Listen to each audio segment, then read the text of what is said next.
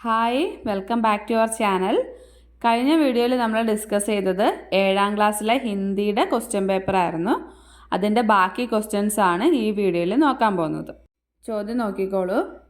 ഗതിവിധി 4 सूचना हाथियों की रहगुसर പാഠ के आधार पर പ്രശ്നോ के उत्तर लिखे. ഹാത്തിയോं की रहगुसर എന്ന ചാപ്റ്ററിനെ അടിസ്ഥാനമാക്കി ചോദ്യങ്ങൾക്ക് ഉത്തരം എഴുതുക. ഇവിടെ കൊടുത്തിരിക്കുന്ന ചിത്രങ്ങളൊന്ന് ശ്രദ്ധിച്ചേ. ആദ്യത്തെ ചിത്രത്തിൽ എന്താണ് കാണിക്കുന്നത്? 3 ആനകളുണ്ട്. ആ ആനകൾ റോഡ് മുറിച്ച് കടക്കാനായിട്ട് ഇങ്ങനെ നിൽക്കുന്നു. രണ്ടാമത്തെ ചിത്രത്തിൽ എന്താണ് കാണിച്ചിരിക്കുന്നത്? 2 ആനകൾക്ക് റോഡ് മുറിച്ച് കടക്കാനായിട്ട് എളുപ്പമാണ്, പക്ഷേ കുട്ടിയാന അവിടെ നിൽക്കുകയാണ് അല്ലേ. മൂന്നാമത്തെ ചിത്രത്തിൽ എന്തോ കാണിച്ചിരിക്കുന്നത്? 2 ആനകൾ ആ ഡിവൈഡർ മുറിച്ച് ഇപ്പുറത്ത് കടന്നു, പക്ഷേ കുട്ടിയാനയ്ക്ക് മാത്രം അത് മറികടക്കാൻ സാധിക്കുന്നില്ല. അവസാനത്തെ ചിത്രത്തിൽ എന്തുവാണ് കാണിച്ചിരിക്കുന്നത്? അമ്മയാന കുട്ടിയാനേനെ സഹായിക്കുകയാണ്, ആ ഡിവൈഡർ കടന്നു വരാനായിട്ട് സഹായിക്കുന്നു. ചോദ്യം നോക്കാം. ചിത്രോं के आधार पर वाक्यों को क्रमबद्ध करें. ചിത്രത്തിൻ്റെ അടിസ്ഥാനത്തിൽ താഴെ കൊടുത്തിരിക്കുന്ന വാക്യങ്ങൾ കറക്റ്റായിട്ട് എഴുതുക. छोटा बच्चा डिवाइडर पार करने में असमर्थ होता है. ചെറിയ കുട്ടി ഡിവൈഡർ മറികടക്കാനായിട്ട് പ്രയാസപ്പെടുന്നു. हाथिनी और उसका बड़ा बच्चा आसानी से डिवाइडर पार करते हैं. പിടിയാനയും വലിയ കുട്ടിയും വളരെ എളുപ്പത്തിൽ ഡിവൈഡർ മുറിച്ചു കടക്കുന്നു. हाथिनी अपने दोनों बच्चों के साथ सड़क पार कर रही है. പിടിയാന തൻ്റെ 2 മക്കളോടൊപ്പം റോഡ് മുറിച്ച് കടക്കുന്നു. हाथिनी डिवाइडर पार करने में छोटे बच्चे की सहायता करती है. പിടിയാന ഡിവൈഡർ മുറിച്ച് കടക്കാൻ വേണ്ടി ചെറിയ കുട്ടിയെ സഹായിക്കുന്നു. ഇത്രയും കാര്യങ്ങളാണ് ഇവിടെ പറഞ്ഞിരിക്കുന്നത്. ഇത് ശരിയായ ക്രമത്തിൽ എഴുതുക. हाथिनी अपने दोनों बच्चों के साथ सड़क पार कर रही है. പിടിയാന 2 മക്കളെയും കൂട്ടി റോഡ് മുറിച്ച് കടക്കുന്നു. हाथिनी और उसका बड़ा बच्चा आसानी से डिवाइडर पार करते हैं. പിടിയാനയും മൂത്ത കുട്ടിയും വളരെ എളുപ്പത്തിൽ തന്നെ ഡിവൈഡർ മുറിച്ച് കടക്കുന്നു. छोटा बच्चा डिवाइडर पार करने में असमर्थ होता है. ചെറിയ കുട്ടിക്ക് ഡിവൈഡർ മുറിച്ച് കടക്കാനായിട്ട് ബുദ്ധിമുട്ട് അനുഭവപ്പെടുന്നു. हाथिनी डिवाइडर पार करने में छोटे बच्चे की सहायता करती है. പിടിയാന ഡിവൈഡർ മുറിച്ച് കടക്കാനായിട്ട് ചെറിയ കുട്ടിയെ സഹായിക്കുന്നു. അടുത്ത ക്വസ്റ്റ്യൻ നോക്കാം. യഹം ബच्चे के प्रति हाथिनी का कौन सा मनोभाव प्रकट होता है. ഇവിടെ ആനയ്ക്ക് കുട്ടികളോടുള്ള എന്തു മനോഭാവമാണ് പ്രകടമാകുന്നത്? ഓപ്ഷൻസ് നോക്കിക്കേ. ഉത്സാഹിക്ക ഉത്സാഹത്തിൻ്റെ, ഖുഷിക സന്തോഷത്തിൻ്റെ, പ്യാർക്ക സ്നേഹത്തിൻ്റെ, ആശാക്ക പ്രതീക്ഷയുടെ. എന്താണ് ആൻസർ?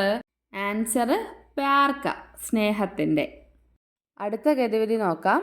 सूचना जन्नत के बच्चे फिल्मी लेख का यह अंश पढ़े और प्रश्नों के उत्तर लिखे.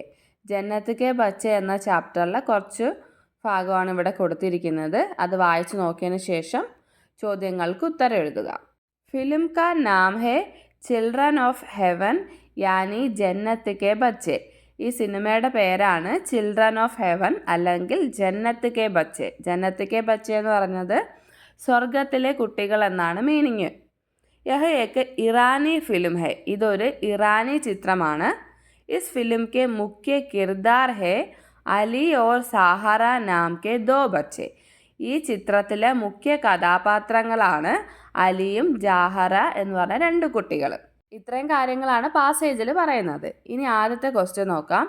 ചിൽഡ്രൻ ഓഫ് ഹെവൻ കഹാം കി ഫിലിം ഹെ. ചിൽഡ്രൻ ഓഫ് ഹെവൻ എന്ന് പറഞ്ഞത് എവിടുത്തെ ഫിലിമാണ്? ഓപ്ഷൻസ് ഭാരത് കി, ഇറാൻ കി, ജപ്പാൻ കി, ചീൻ കി. ഏതാണ് ആൻസർ? ഇറാൻ കി. അടുത്ത ചോദ്യം നോക്കാം. आपके स्कूल में सुरीली हिंदी मंच के नेतृत्व में चिल्ड्रन ऑफ हेवन का प्रदर्शन होने वाला है.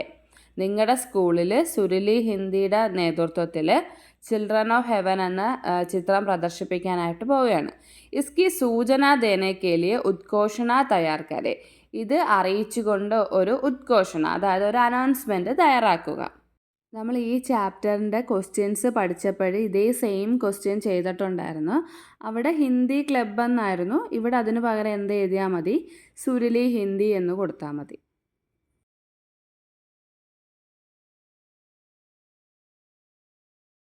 അടുത്ത ഗതിവിധി നോക്കാം.